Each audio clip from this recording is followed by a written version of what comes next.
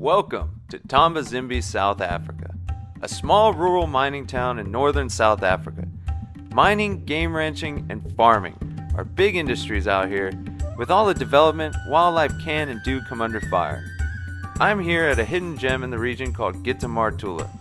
Gitta Martula is a rehab center for wildlife that's been injured, abandoned, or abused. It's an oasis for these animals that serves to heal, rehab, and educate its wild guests so that they can return to the wild. I'm going to talk with Cara about the wonderful operation she has going on here. I am also going to get hands-on and see what being a wildlife rehabber is all about.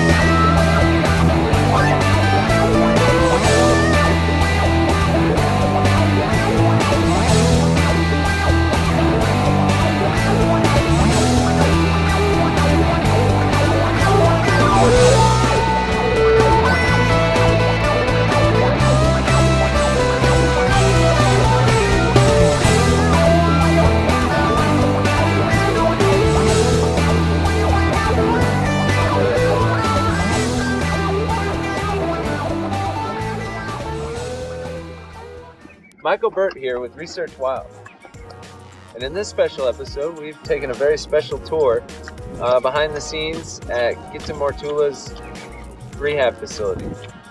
Gitta Martula is a rehab facility for wild animals that have been hurt, injured, captured, or abused, and they get a second chance at freedom, a second chance at life.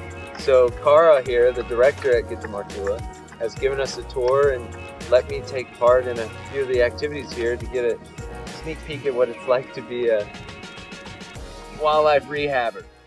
Alright, so my name's Cara Louise de Bruin. The rehab centre's name is Gitta Martula Wildlife Rehabilitation Centre. How Gitta Martula got started, it was, firstly, I've got 2 lions. I got the lion permit, and I was doing a lot of training with lions. And as soon as I got that permit, there was a lot of people in the area that were finding animals and wanted me to look after them. And obviously, because I didn't have permits, I couldn't. And with my love for the bush, I wanted to help, but I had to do it legally. So we applied for the permits, and when everything was granted, we tried to do fundraising to build this place. And luckily for us, we have a very, very good friend, or had a very good friend, who donated all of the money to get this place going. Unfortunately, she passed away, so it's now in memory of Gitta, and that's where the name comes, Gitta Martula. It's from Gitta. Guess what brought me to my love of nature would be having an outgoing outdoors family, growing up in the bushveld, and it gets under your skin, and now I'm here, I guess. The goal that I wanted to accomplish in conservation, I guess it's 2-sided. First side would be starting up a rehabilitation center where we actually rehabilitate animals and get them back into the wild, where the rehab center doesn't get turned into a zoo and used for tourism. These animals actually go back into the wild. And the other goal is to help teach our youth about rehabilitation. So we go out to schools and we do talks on wildlife rehabilitation and conservation. I would say the most extreme thing regarding wildlife that we did was when there was a African wild dog, female, giving birth, and I had to climb down the hole with a rag on 2 pieces of wire to try and block her eyes and then grab the pups out, because she was killing them as she was giving birth. So I had to go down the hole, and we got 4 out, but yeah, I'd say that's the most extreme close up with a wild dog. That's about it. Talking about extreme, let's get ready to feed some jackals. These jackals have only been here for a little while, and they make quite a mess. I can't fully describe to you the smell in this enclosure, but it is pretty foul. So we're gonna clean this up and get these jackals in a nice new enclosure. The things we do. We've completely cleaned the enclosure, and we have created the food bowls, 6 chicks each for the 4 jackals, and we're about to release them out. So it's going to be really cool to watch them come back out. And it's just a beautiful thing being able to take care of these animals like this and make sure they're happy, healthy, and clean. Just until they can get back into the wild. So let's see what happens. The jackals were reintroduced into their enclosure. After a short inspection of their newly cleaned enclosure, it was not hard for them to find their food bowls. Jackals are predators as well as scavengers, who will take advantage of every opportunity to eat when it's presented. In the wild, they occasionally eat birds, which is why chicks are an enticing snack for any jackal. It's not all about jackals here at Gitta Martula. We were able to help out with many different species of animals. Now to one of my favorite animals here at Gitta Martula, the mongoose. Jade and I here at Gitta Martula are going to put out some scrambled eggs for the mongoose. Let's see what they do. The common name for this species is banded mongoose. They range all the way from Central to Southeast Africa. Banded mongoose feed primarily on insects, small reptiles, and birds. Millipedes and beetles make up most of their diet, but they also commonly dine on ants, crickets, termites, grasshoppers, caterpillars, and earwigs. Other prey items on the mongoose's menu include frogs, lizards, small snakes, and the eggs of both reptiles and birds. These 2 mongoose are being fed heated scrambled eggs to simulate their wild diet, as well as keep them safe from harmful bacteria that may be present in the uncooked eggs. Banded mongoose forage in groups, but each mongoose searches for food alone. They forage in the morning for several hours and then rest in the shade during the hottest part of the day. They will usually forage again in the late afternoon. Mongoose use their keen sense of smell to locate their prey, and once the prey is located, they dig them out with their long claws. So, what about these lions? I know they're somewhere around here. Let's get ready to get an up-close look at them when Cara the director gives me a chance of a lifetime to feed these amazing big cats. Before we feed the lions, we have to discover exactly what we're going to give them. And we've got a wide assortment of varied types of meat at varying stages of decay, and they love it. So, and it smells wonderful.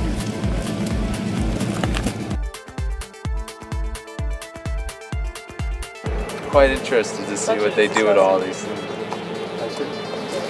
That? Yeah. It smells fantastic. We pulled up with the truck, and there they were. 2 full-grown lions, 1 male and 1 female, sitting and waiting for their dinner. Once they let the lions into the feeding area, there was only a single wire fence between me and the lions. So I got up on the truck and threw the meat to them as fast as possible.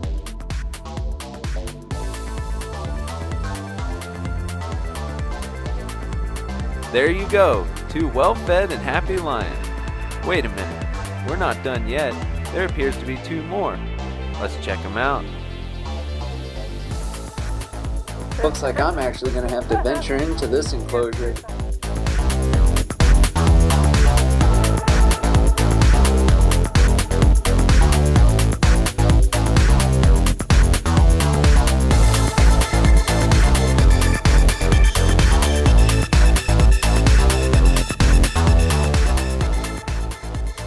It was amazing to be able to take part in feeding and cleaning up after these wild guests here at Gitta Martula.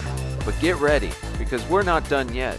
Coming up, we sit down with Cara and talk about the dangers of having a wild animal as a pet and get to see firsthand a caracal that ended up in her care for just that reason.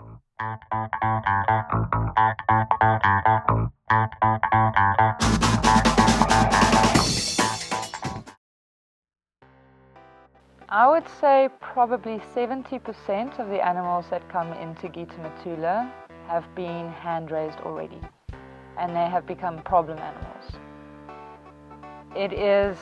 This makes our job incredibly difficult. Wild animals are not designed to be kept in houses. They are not designed to sleep in your bed.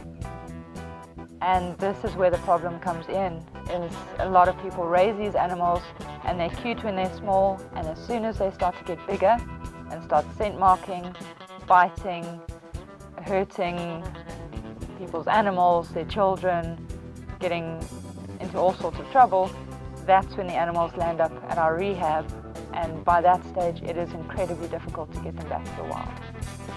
So the best thing is, if people find animals, to bring them straight to the rehab instead of attempting to look after them by themselves first. There are different types of animals we get in, not regarding species, obviously we get different species in, but regarding their rehab ability, their rehabilitation ability. Some animals that we get in have spent very little time with people or in a captive environment, and those are the animals that are what we'd call good candidates. They go back to the wild incredibly easy. Whereas other animals, we've got an animal here, Caracal, that was kept in someone's house for 2 years and has to be taught from scratch how to do everything again. There is a certain amount of instinct, yes, like a house cat. He does know how to catch birds, and hunting is instinct, but that's not the only survival skill that they need. And the biggest problem on top of that is this animal, which is incredibly dangerous, has the ability to kill a person, is now not afraid of anyone. So his biggest threat is himself, and that's going into someone's house and possibly hurting someone's children or dogs or even an adult. That's a very big problem. That's a problem animal. And we don't have here the time to sit with him. We've had him for a couple of years and tried all different methods that we know, and he's now going to a specialist who does only caracals, and he spends 6 months with the animal and teaches them from scratch that they are wild, and he will not see another person at all ever again.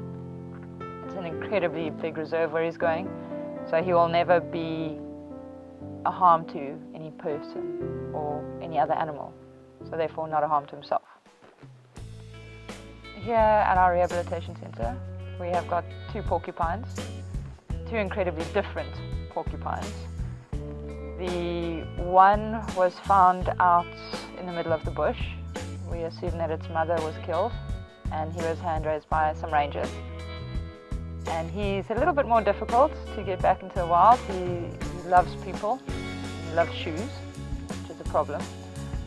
And he's taking a while, he's taking his time to go. He's now almost fully grown, but he's getting there. Whereas our little one, he was brought into us, and he's full of attitude. He does not want to be near anyone. He wants to do his own thing, and that's a good candidate. That's a good rehab chance. He's got the best chance to go back because of his attitude and his feistiness and the fact that he doesn't want to be around people. So, and his plan is let him get a little bit bigger. He's a bit too small to be back out in the wild and by himself. Something will eat him. So we're just going to let him get a little bit bigger and a little bit stronger, and put him back, soft release him back into the wild. The technique that we use at Gitta Martula regarding getting animals back into the wild, it's called soft releasing. And what we do is, the animal is used to this environment already. So instead of putting the animal under huge stress and darting it and moving it to a new location and basically dumping it in the wild, we very slowly introduce them in the environment that they know, the surroundings they know, the noises they know. We slowly introduce them out into the wild. If they don't have a successful hunt, there is food in the enclosure, in their wilding enclosure. They can come back and eat. If they can't find water, they can come back and drink. Even antelope, if they can't find a herd, or it takes them a couple of months to attach to a herd, they can always come back to their enclosure for safety. And it just takes a little bit longer, but it seems to work incredibly well. The animal doesn't get put under any stress or any pressure when it goes back into the wild. It can do it at its own time. You remember that angry young porcupine that we were talking about earlier? Well, now Cara is going to transfer him from the nursery to his new wilding up enclosure. I can't wait to see what happens. Stay tuned for more Research Wild.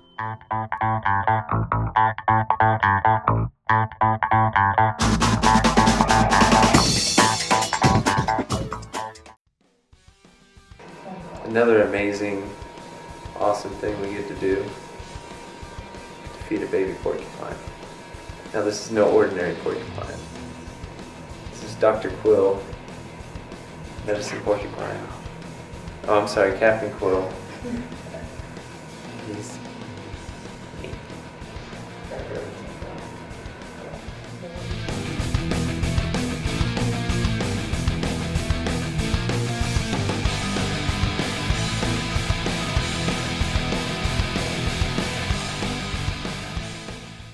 Cara just got this young African porcupine into the nursery, and now she has to move it to a more spacious enclosure.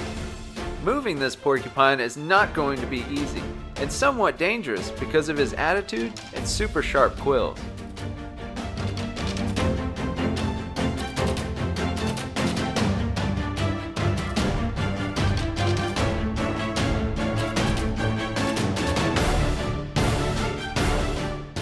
Cara is going to take special precautions while transferring this little porcupine. She has protected her hands and arms with thick leather gloves. These will stop any sharp quills that happen to poke through the carrier while in transit. This porcupine is loaded up now, and it's time to take him to his new home. He's not very happy about all this.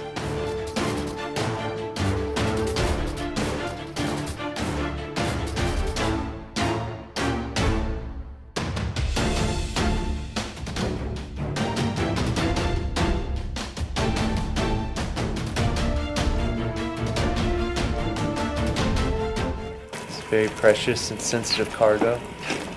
It's also incredibly angry.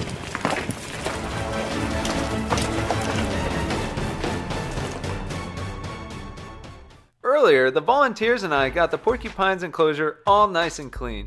We also added several enrichment items like tree branches and artificial tunnels in order to give it objects to explore and feel more at ease. What Cara needs to do now is get the carrier underneath the drop door of its night enclosure, so it can exit safely and not backtrack towards us. Captain Quill is not happy with us, but once he's in his enclosure, he's going to be a lot better off.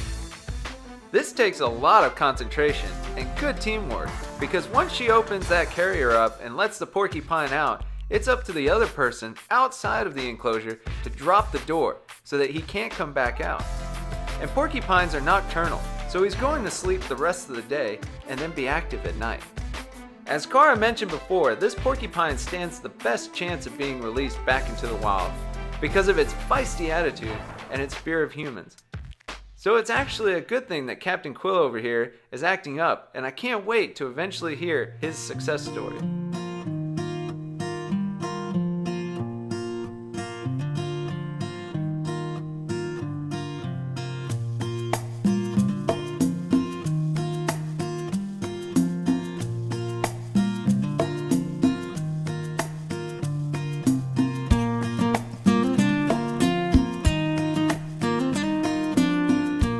Well, got the porcupine in, closed the door, and it's secure.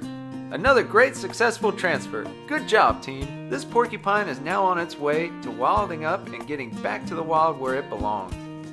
Let's check in with Cara to get the scoop on her ideas for an amazing mongoose research project.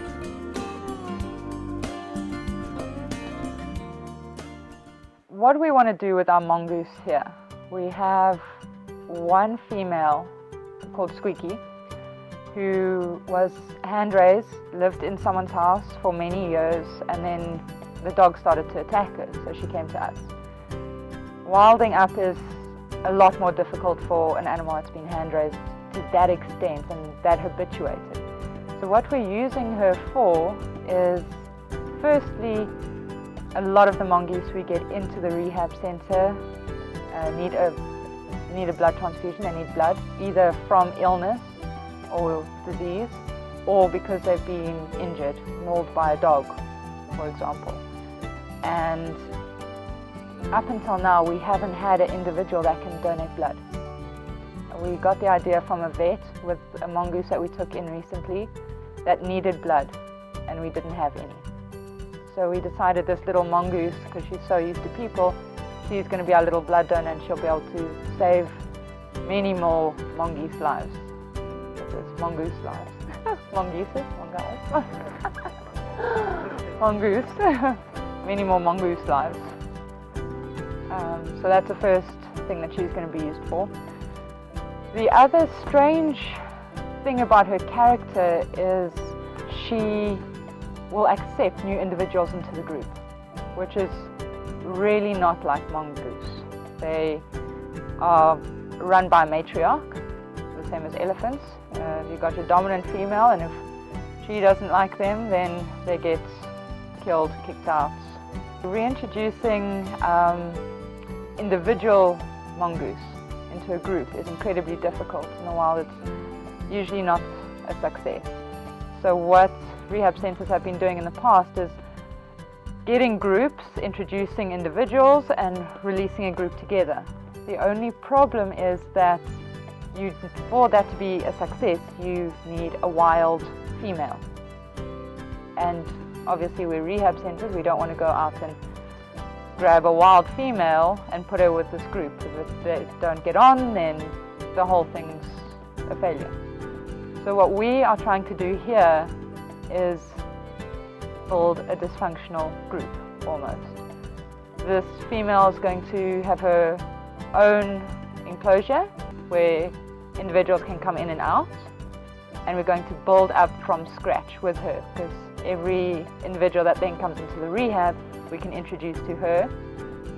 She will stay with the group, and as time goes by and this colony gets bigger, then individual females will start falling pregnant, and then we've got our wild mongoose that can carry on and move out from there, and our colony can get bigger, but thanks to her accepting new individuals into the group. So that's the idea.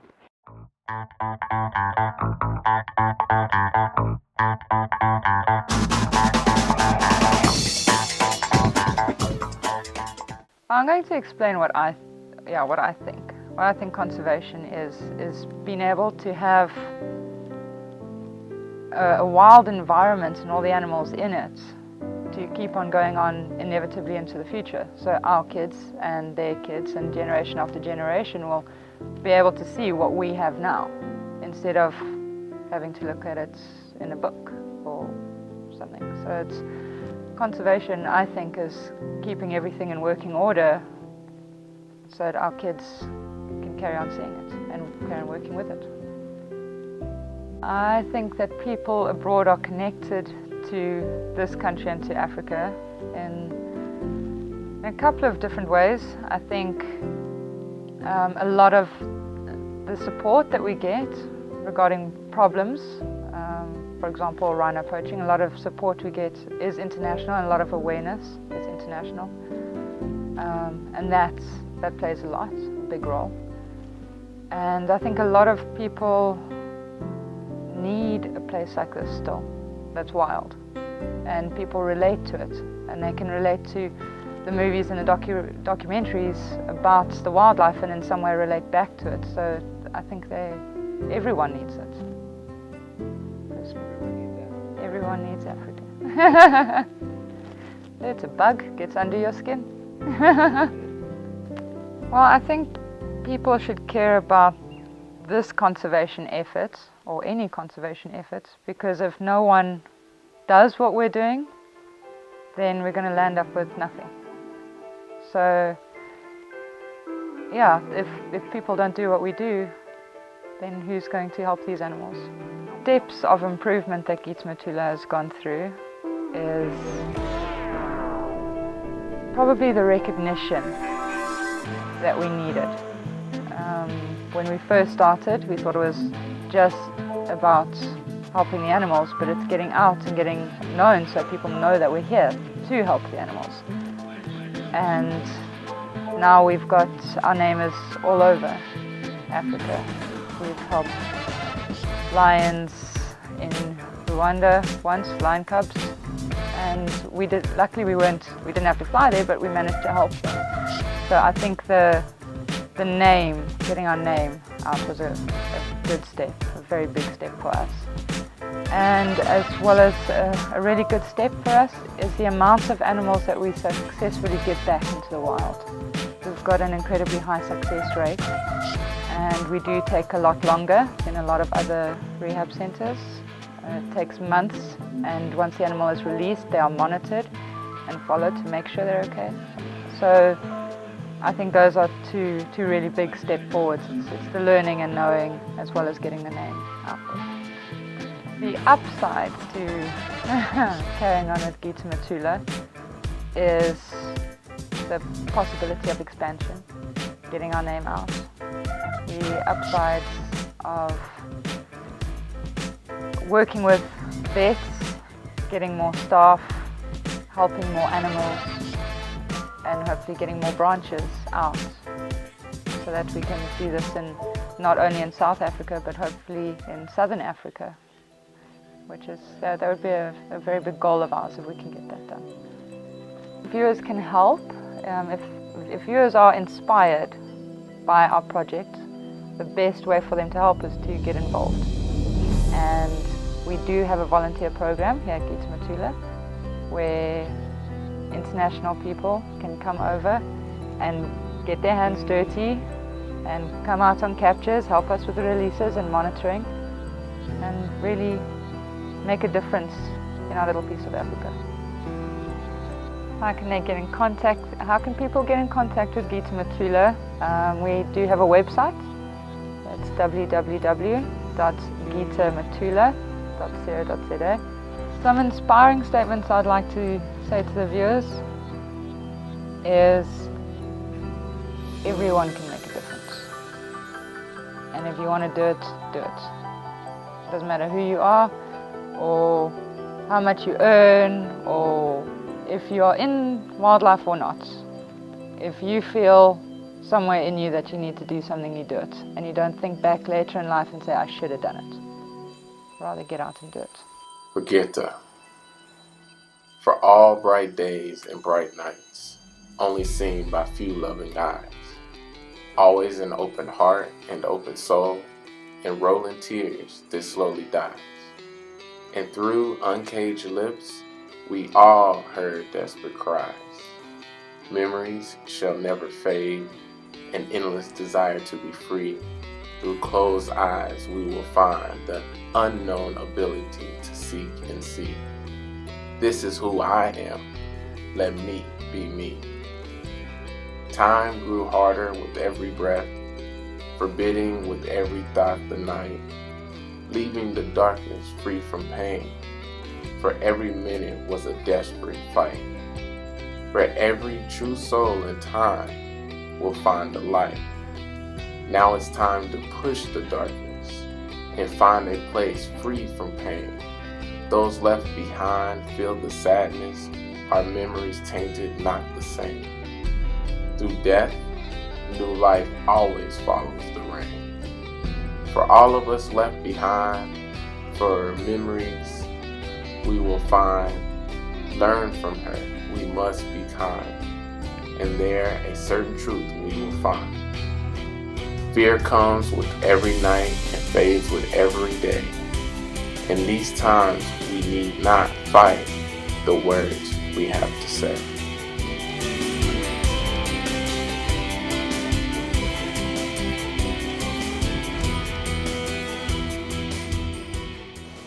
Well, this is Michael Burt with ResearchWild, and I just want to say that we had an amazing experience here at Gitta Martula in South Africa, and sadly our great adventure is coming to an end.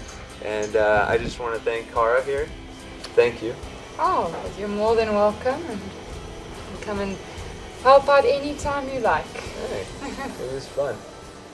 I just want to say goodbye to little Mongoose Pal. Squeaky and Zavi. You guys were great. Great actors and actress. So here's ResearchWild signing out with South Africa, Gitta Martula Wildlife Rehab. It's been a blast. Hope you guys enjoyed the episode, and hope you guys will keep watching and see us next time on our next adventure.